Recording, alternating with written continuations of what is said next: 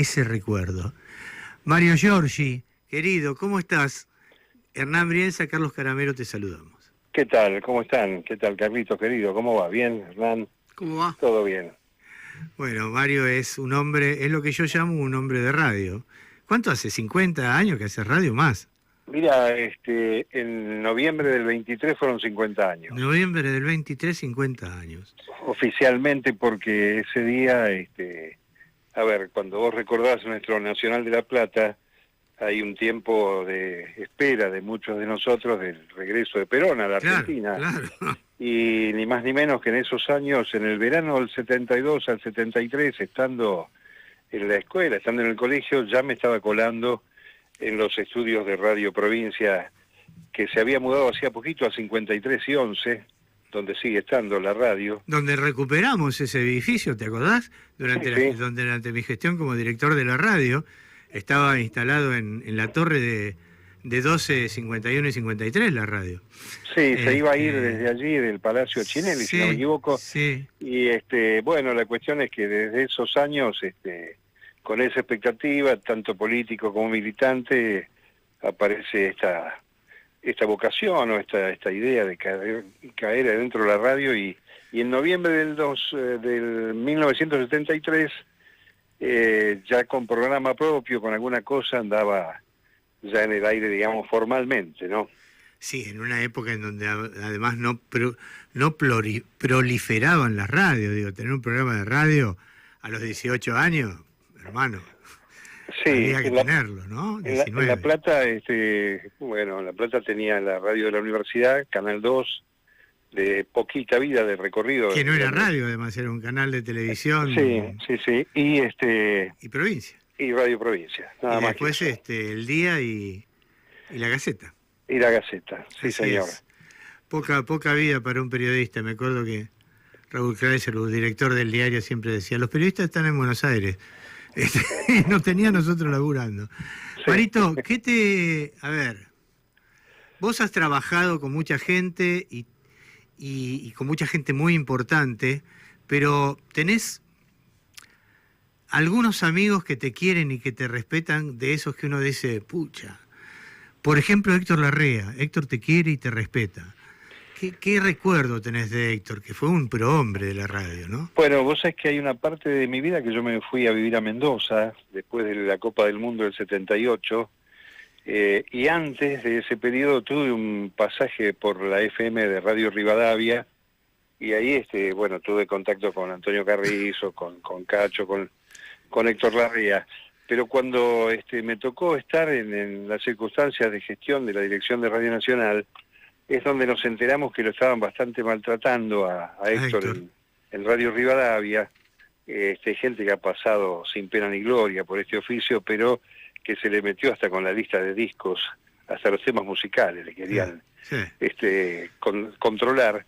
Entonces lo llamé a Héctor y ya, si bien no estaba yo al frente, estaba Mona Moncalvillo, vino a Radio Nacional, donde hizo, yo calculo, 20 años largos de su paso, digamos, hasta que decidió tomarse el descanso, cuando cumplió 80 años. Así que yo tengo mucho afecto por él. Después, cuando me radiqué en Avellaneda, hice una suerte de seguimiento de la historia de la vida de Héctor, que trabajó en la DGI de Avellaneda, cuando se vino de Bragado para acá. Y encontré incluso compañeros de trabajo de ese momento. Hicimos un homenaje en la Universidad de Avellaneda.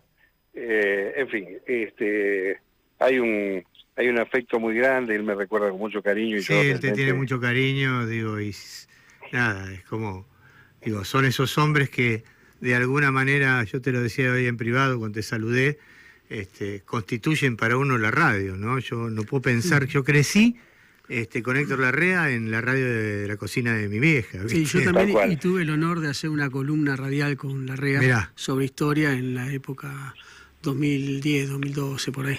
Claro. Y verlo en acción, hacer radio, decía, claro. Ya entendí. Es esto. Claro, sí, ya entendí. Sí. Además con una hombría de bien, con un humor extraordinario y con fuera de todo, aunque lo merecería, ¿no? Acto vedetista, o de divo. Héctor es un tipo de una enorme generosidad, una humildad enorme, Un maestro, de verdad, sí. Un maestro. Sí, sí. Y de Tony, yo a Tony lo conocí como en otras circunstancias, ¿no? Nos conocimos, intelectualmente y nos hicimos amigos, pero no, totalmente por afuera de la radio. Antonio Carrizo me enseñó a mí, profesor de letras ya, licenciado en letras ya, él me enseñó a mí a leer el Ulises de Joyce, aunque te parezca mentira. Mirá. Me hizo leer Antonio, que no tenía el secundario terminado. No, claro.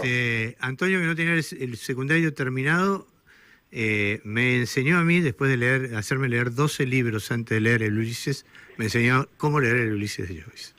Pues es que con Antonio tengo una anécdota muy, muy grata, porque en los años de la hiperinflación de Alfonsín, el tramo final del gobierno de Alfonsín, Radio Nacional todavía estaba en la calle Ayacucho y Las Heras. Sí, claro, por supuesto. Ayacucho 1556. Sí, me acuerdo perfectamente. Y Antonio vivía cruzando la calle por Ayacucho, del otro lado de Las Heras, y enfrente de la casa había un bolichito que se llamaba Optimus, no me olvido más, que era mitad mercadito y mitad restaurancito, medio bodegón, y Antonio comía guiso de lentejas ahí. Y yo, que trabajaba la noche, recuerdo mucho varias charlas ahí, cortitas, algunas un poco más extensas, porque me volví a mi casa después de trabajar comprando insumos para la casa antes de que aumentaran al día siguiente. Claro. ¿Te acordás claro, que sí, estaban claro. 36, bueno, Hernán se tiene que acordar también, 35% de las cosas aumentaban de una hora a otra, sí. Y entonces a mí me han remarcado cosas en el carrito en el supermercado. Sí, sí, verdad, en el momento, en el momento, sí.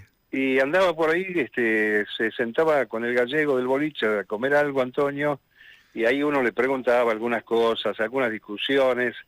Me acuerdo de una discusión de estas lindas, gratas, hablando de la pelota pulpo. ¿Te acordás de la pulpo? Sí, la de goma, por supuesto. Porque yo le dije... Jugaba la cabeza yo con eso.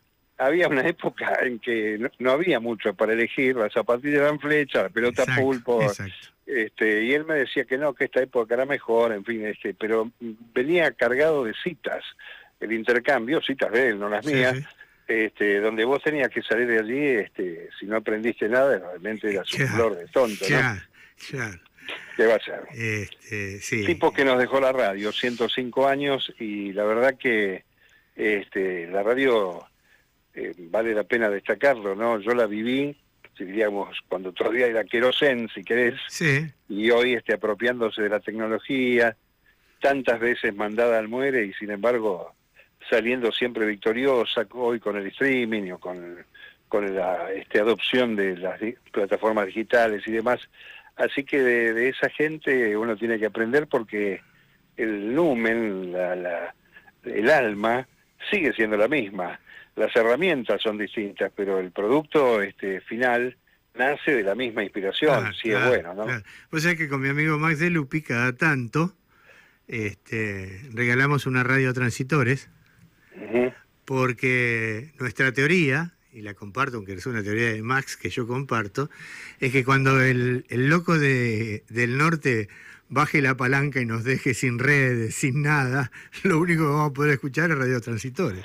Bueno, no es una reflexión azarosa. Vacía. No, claro. No, al contrario. Fíjate que hay una radio que creo que sigue siendo propiedad de una de las iglesias evangélicas fuertes, que es la KGI en la zona de California, que todavía tiene transmisores de onda corta, previendo un colapso de comunicación, un colapso digital. Acá en la radio todavía, con un grupo electrógeno, un pequeño transmisor y algunos receptores a mano, con 2 o 3 baterías, permite seguir teniendo comunicación, porque ¿qué pasa hoy en el mundo si se cae, además, o si quiere el dueño del motor que se caiga todo? Claro, ese es el tema. ¿Qué pasa, no? Está todo preparado para que el dueño del motor baje la palanca. Sí. Es así. Sí. Bueno, contame qué estás haciendo. ¿Radio Avellaneda no? No, yo lamentablemente desde el 30 de noviembre del año 23, conociendo los sucesos políticos que se avecinaban, estábamos compartiendo, vos estuviste un rato largo ahí de visita con Federica Pais, el programa en Radio Nacional, y entonces en la continuidad radial convencional del vivo, del día a día, prácticamente nada. Estoy produciendo algunas cosas que la vida me permitió ganar a partir de afectos, amigos de, sobre todo radios de América Latina y alguna hispana de los Estados Unidos, o latina de los Estados Unidos, algún producto que mando vinculando la música bien urbana argentina con la demanda social, con el registro que tiene el rock, el tango, en fin, las expresiones populares musicales, con nuestra situación social a lo largo prácticamente de 3 siglos, porque la música de Buenos Aires, el tango nace sobre el final del siglo XIX, atraviesa todo el XX y tiene una frescura en el XXI que es notable. Así que con eso me estoy entreteniendo. Mientras tanto sigo escribiendo algunas cositas vinculadas con la investigación sobre la radio universitaria. Claro. La radio universitaria que también cumplió 100 años el año pasado y que la pone la Argentina también pionera en ese rubro, ¿no? Mira, no sabía eso. ¿Eso es parte de un libro que estabas haciendo o que ya terminaste? Ya terminé con Cicus. Con Cicus lo sacaste, editó, sí, tenés razón. Sí, son los 100 años de la radio universitaria. De la radio universitaria, sí, señor. Que es también orgullo platense, obviamente, que es la radio de la Universidad de La Plata, creada el 5 de abril del año 1924, y que refleja, viste que en la Universidad de La Plata tenemos presidente, no tenemos rector. Así es. El presidente era Benito Nazar Anchorena, ya a poco de la reforma del 18, y el tipo dice algo que está tan fresco, dice que la radio de la universidad nace para devolverle a la comunidad lo que la universidad recibe de esta. Y este es un tema que está tan fresco, Carlos, Hernán, claro. Porque cuando uno mira los desaguisados, el recorte, el ajuste, el dolor que atraviesa hoy la educación superior, no tiene más ni menos que mirar a la comunidad que la sostiene, a la que envía a sus hijos, sobre todo a partir de la gratuidad del 49, y lo que recibe la universidad bien puede mediar a través de sus medios de comunicación, la radio sobre todo, entre esa comunidad y la universidad, en situaciones donde la prensa hegemónica o los medios dominantes ni les interesa estar, ¿no? No, naturalmente. Bueno, nada, creo que la radio es quizá la radio pura, digo, y también esta nueva versión en donde yo puedo estar mirando tu foto y alguien puede estar mirando mi imagen y Brienza puede aparecer al lado mío y se sabe que somos nosotros. Pero digo, la radio propiamente dicha, en mi caso, en nuestro caso, La Patriada 102.1, FM 102.1 de la Ciudad de Buenos Aires, sigue siendo un espacio que se sigue reservando el derecho a informar, cosa que no ocurre en la mayoría de los medios, sobre todo los medios escritos, ¿no? Sí, bueno, eso de por sí ya es estoico y además yo me imagino que cada uno que se va de su programa se va con la sensación del deber cumplido, ¿no? No tener que operar, no tener que manejar noticia falsa, ni producir sucesos que no existen, o contar cosas que no existen, esa narrativa que parece estar ahora a la orden del día, ¿no? Pero bueno, me alegro mucho por esa radio. Hay muchas radios. Hay muchas radios, claro, hay muchas radios que mantienen esa lógica. Y hay muchas radios que uno dice, che, pero te mienten, y el señor que escucha dice, ¿cómo me van a mentir si dicen lo que yo quiero que digan? Es que también ese contrato se quebró, ¿no? Sí, claro. Lo dice la radio, hay un librito que hicimos en la Universidad de Avellaneda que es un trabajo que le pedimos a investigadores para que nos cuenten cosas de la ciencia, pero transmitidas por la radio, fue antes de la pandemia. Ajá.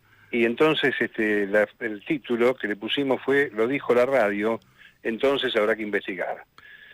Para corroborar que efectivamente lo que antes era una verdad revelada, hoy por hoy se ponga en duda con una actitud crítica, ¿no? Del oyente, del televidente, que es además la aspiración que uno tiene que tener en estos tiempos de tanta circulación de información y escaso conocimiento, ¿no? Mi abuelo platense como vos y como yo siempre me decía, yo me levanto, armo el mate, abro la página de las cruces del diario El Día y me fijo si no figuro. Si no figuro, vivo.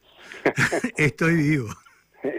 Esa costumbre la tenían todos los viejos nuestros. Sí, pero digo, ese era el grado de fe que depositaban en los medios, ¿no? Claro, tal cual. Uno abre el medio para dudar ahora.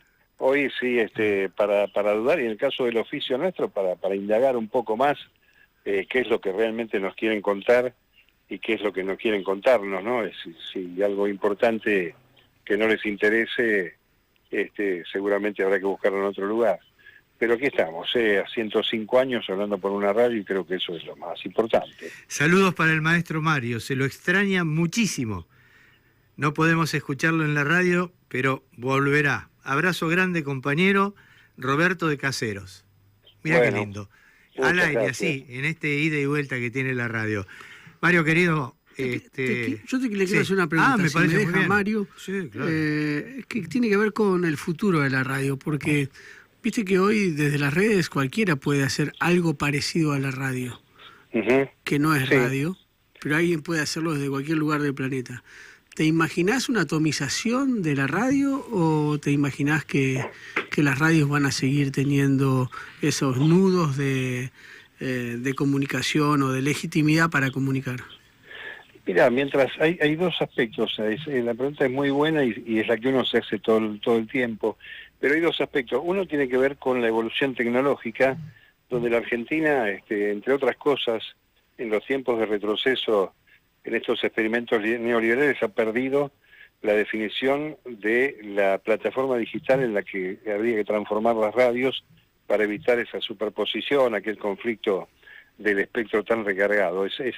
Esa normativa creo que la debemos, porque eso permitiría tener una gran capacidad de cobertura de las radios, claro, sin necesidad de tener tanto esfuerzo. El otro, bueno, el producto, hoy por hoy el que tiene un celular en la mano está en este momento transmitiendo, está contando, está retransmitiendo, muchas veces es un 95% de basura y 5% de calidad, pero yo creo que esta corroboración de 105 años, después de haber hablado con tanta gente que había anticipado el riesgo de que desapareciera la radio, por la televisión primero, por la salida de la bifurcación hacia la FM, tomando en cuenta la FM la calidad estéreo musical, con tanta vuelta, incluso los formatos. Fíjense que cualquier programa de televisión periodístico sigue siendo programa de radio, con cámaras, lo mismo que el streaming. Así que yo creo que hay un futuro potencial. Lo que habrá que ver es con qué calidad se traduce esa narrativa, eso que acabamos de señalar sobre los criterios de lo verosímil, lo que realmente es noticiable de verdad y no el invento, que haga que exista de nuevo una confianza del usuario, del oyente, o la interacción con el oyente que se hace ahora tan felizmente y mucho más dinámica que en los tiempos que yo empecé. Yo recuerdo la radio con las cartas, ni siquiera con el teléfono, porque llegaron teléfonos en los años 70, en las familias era muy dificultoso, y hoy hay un amigo, Roberto de Caseros, que saluda al segundo. Yo imagino que con esa interacción y con un discurso que además contenga aspiraciones, contenga recuerdos, contenga los sacrificios que se hicieron para llegar a determinado lugar de bienestar, la radio creo que va a tener una sobrevida por sobre todas las cosas que quieran oponerle, ¿no? Sí, y una cosa que le voy a sumar, esta cosa de que el oyente empieza a seguir a personas, ¿no? Cosa que antes era, mamá ponía Rivadavia y estaba Rivadavia. Ahora está La Patriada con nosotros, dentro de 2 horas puede estar en AM 750, a la noche puede estar en la 530 o en la 1270, o a la mañana está en la 1270. Hay como una segmentación, como, ¿cómo te podría decir? Como de hincha de club, ¿no? Sí, y lo que sí hay, yo diría, salvo honrosas excepciones, creo que el que queda en ese rubro que voy a señalar es Víctor Hugo, que era la radio de autor. Claro. La radio de autor hoy es una radio más colectiva, tal vez más anónima en cuanto a la preeminencia, digamos, de la figura. Sin embargo, está metida en todos lados, y hay una prueba que uno hace, Carlos Hernán, en la radio, sobre todo en la radio universitaria, cuando pibes que no tienen nada que ver con la radio, ni la escucharon jamás, y andan con las plataformas y demás, los invitás a hacer un programa de radio superado el momento lúdico, digamos, del arranque, después se dan cuenta de lo fantástico que es esta cuestión de comunicar, el uso de la palabra, el intercambio, así que me parece que allí hay una esperanza depositada, ¿no? Sin duda, sin duda. Bueno, nene, querido amigo, gracias. No, gracias por de favor. verdad. Pero no gracias por esta charla. Gracias por tus 52 años de radio y porque eras, cuando ninguno de nosotros pensábamos en la radio más que para tener la espica mientras íbamos a la cancha, eras el que tenía sueños de éter, como te decía hoy, y que tenía la idea de comunicarse y de comunicar. Bueno, un abrazo grande, mi respeto a Hernán, lo leo siempre, afano algún libro de vez en cuando suyo, y a vos, bueno, el cariño de siempre, te quiero, tenemos historias comunes de muchos años, a pesar de estar en los dos lados, ¿no? Entre el lobo y el pincha, bueno, siempre hay una diagonal que nos junta, algún tiro en el que nos guarecemos en la memoria histórica de nuestro paso por la querida ciudad, así que te quiero mucho. Y un peronismo que no vamos a abandonar. Eso es aparte, eso es un problema de ADN ya complicado. Un abrazo grande, un cariño grande a tu familia, de mi parte. Gracias, abrazo. Chao, gracias, un abrazo para vos.